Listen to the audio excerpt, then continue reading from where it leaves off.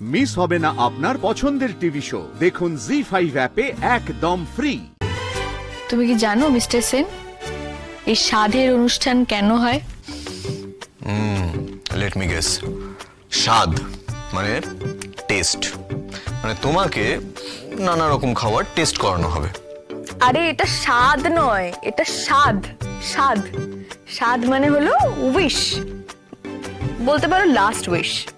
না, বুঝেছি, ছানা হওয়ার আগে লাস্ট উইশ। ভালো। তুমি তুমি যদি একটু দূরে বসো তাহলে ব্যাপারটা ডিটেলে বলতে পারি। মানে এই তোমার এই কথার মানে আমি বুঝতে পারছি না, এটার সাথে এটার কি সম্পর্ক? মানে তুমি যে কথাটা আমাকে বোঝাবে তার সাথে আবার দূরে গিয়ে বসতে হবে, এটা কি? উফ বাবা, সম্পর্ক আছে, যাও না ওখানটা গিয়ে বসো না। তুমি জানো তো আগেকার দিনে বাচ্চা হওয়ার সময় কি হতো? কি আবার হতো? ভীষণ আনইভেন্টফুল একটা ব্যাপার ছিল। আমার ঠাকুমার 14 বছর বয়সে বিয়ে হয়েছে, তারপর থেকে বাচ্চা হওয়া শুরু হয়। ঠাকুমার যখন 34 বছর বয়স তখন ঠাকুমার 11টা বাচ্চা। Just imagine. শুধু তাই নয়, ঠাকুমার মায়ের 7টা বাচ্চা। কি আবার হবে? এগুলো ইয়ারলি অ্যাফেয়ার ছিল। আচ্ছা হ্যাঁ, মানে তুমি যেটা বলেছো সেটা একদম ঠিক বলেছো, কিন্তু আরো একটা ব্যাপার ছিল, বাচ্চা হতে গিয়ে মায়ের মরে যাওয়া। তখনকার দিনে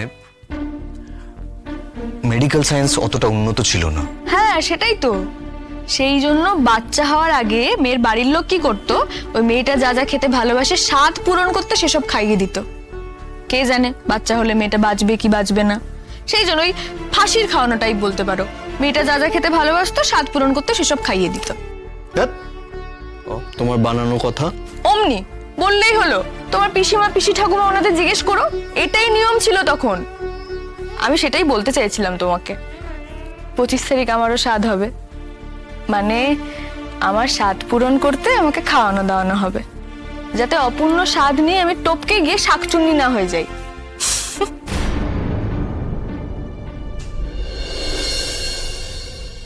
কি হলো, তুমি আবার হঠাৎ গম্ভীর হয়ে গেলে কেন?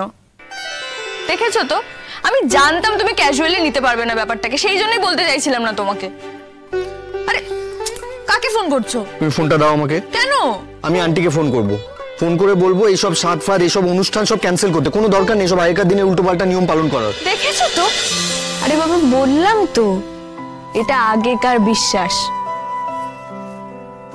আমি এত সহজে তোমাকে ছেড়ে চলে যাচ্ছি না, যেতে পারবোই না। এত কষ্ট করে আবার সবকিছু, তোমাকে, আমাকে, জুনিয়রকে, আমাদের তিনজনের এই জীবনটাকে ভালোবাসতে শুরু করেছি। আমি থাকবো, তুমিও থাকবে, জুনিয়রও থাকবে, আমরা তিনজন একসঙ্গে থাকবো। আর জুনিয়র একটু বড় হলে তাকে আমি বলে দেব বাবার এই ছেলে মানুষটা যেন একটু ট্রিটমেন্ট করায়। জি5 ডাউনলোড করুন আর সব এপিসোড দেখুন একদম ফ্রি।